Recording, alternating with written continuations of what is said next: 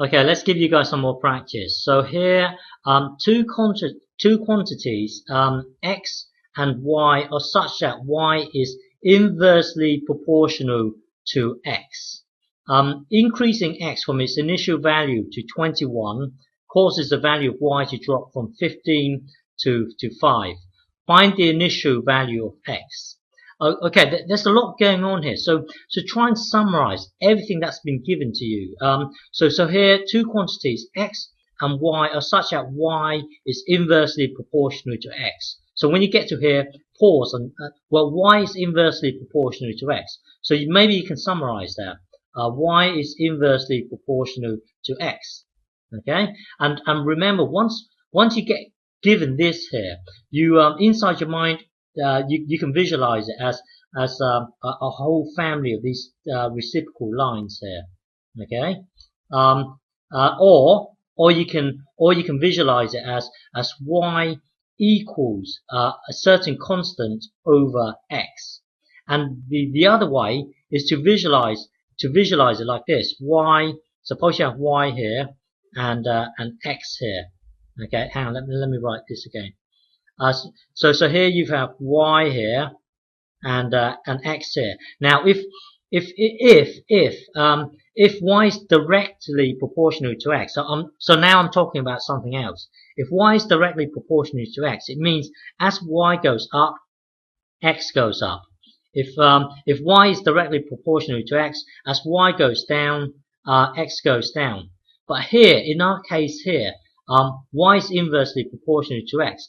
So as y goes up, x will go down. As x goes up, y will go down. So if you time, let's say if y goes up by a factor of 2, so when you times this by 2, then you're going to times this by 1 over 2, or you can think of it as dividing by 2. If you multiply x by 7 up here, if you times x by 7 so it gets bigger, you've got to pretty much divide by 7, or times by 1 over 7. Okay, so when you're given this here, inside your mind, visualize this, and visualize this here. Now, what in this case, one of these three scenarios will best help you answer these questions. But the thing is, which one? Okay. So anyway, given this here, answer question 1. Question 2 here is asking you to write the equation. So y equals blah blah blah x. Okay, that's what it's asking you. And well, and then read question 3 and answer it. So press pause and have a go. Okay, so here to do this here, summarize what's going on here, because with words there are too many things going on here. So two quantities, x and y, are such that y is inversely proportional to x. So there you can summarize it as y is inversely proportional to x. Okay, and once you get given this, you can visualize the graph. Okay, or you can visualize what y equals a constant over x, or you can visualize this thing here, this relationship between the two. It turns out that, well, because I've done this for a long time, I just have a gut feeling that in this case, this scenario here, of the three scenarios here, this one is the most useful to help us solve these questions here. Okay, so try and summarize the second part. Increasing x from its initial value to 21. So its initial value, which I don't know, is going to get increased to 21. Okay, so I'm just going to summarize it in a diagram. It's much easier to look at a diagram and understand what's going on than with a load of words. So here, increasing x from its initial value to 21. So I'm going to represent it as this. Causes the value of y to drop from 15 to 5. So to drop from 15, okay, from 15 here to 5 here. Okay, so that means is, well, what's that multiplier? That would take you from the 15 to to the 5. Well, the multiplier is 1 over 3. Well, in effect, what's going on is you're getting 15 divided by 3. That means if you divide this by 3, then you've got to times this by 3, because that's what inversely proportional mean. It's that kind of a relationship. So here, so given 15 and 5 here, I know here you've got to divide by 3. So that means I've got to multiply by 3 up here. So you see, if I put a 7 in here, when I multiply by 3, it would take me to 21. So the answer here is 21. Okay, answer to question 1 is 21. So question 2 here, they want the answer y equals something involving x. Now, if you're told that y is inversely proportional to x, then you can jump to y equals a constant over x, and it's a matter of finding out this constant. Well, remember our summary earlier. It was something like this. Hang on, x. This was 7, and then it went to 21, and then this here was 15, and then it went to 5. Okay, so now you basically need a value of x and a value of y in order to work out k.